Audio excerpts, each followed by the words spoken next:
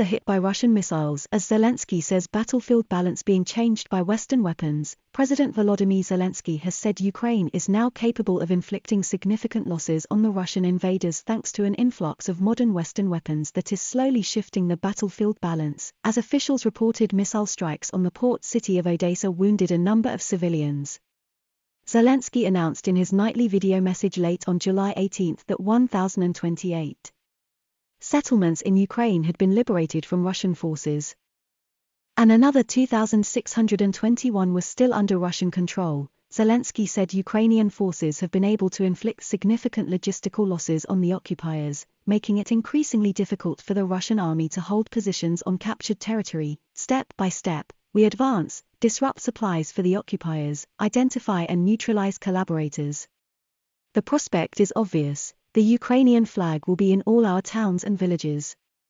The only question is time, he said. Valery Zaluzhny, the Ukrainian military's top commander, said the timely arrival of longer-range artillery such as the US-made HIMARS system was helping to change the situation on the battlefield. We managed to stabilize the situation.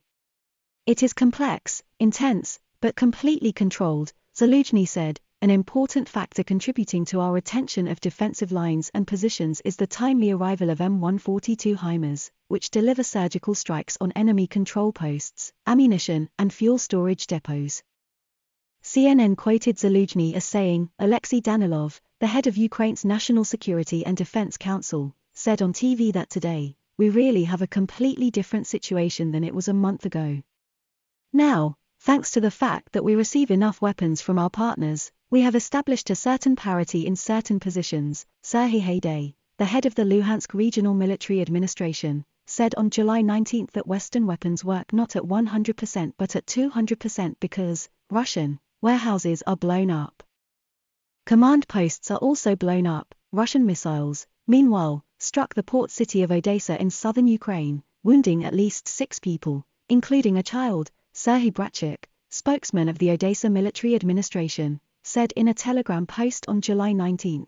Brachik said Odesa was targeted by 7-caliber cruise missiles fired from the Black Sea, and 6 of them evaded Ukrainian air defenses and hit areas with a civilian population. Earlier, Russian shelling of the eastern Ukrainian city of Toretsk on July 18 killed 6 people, according to emergency services in the town.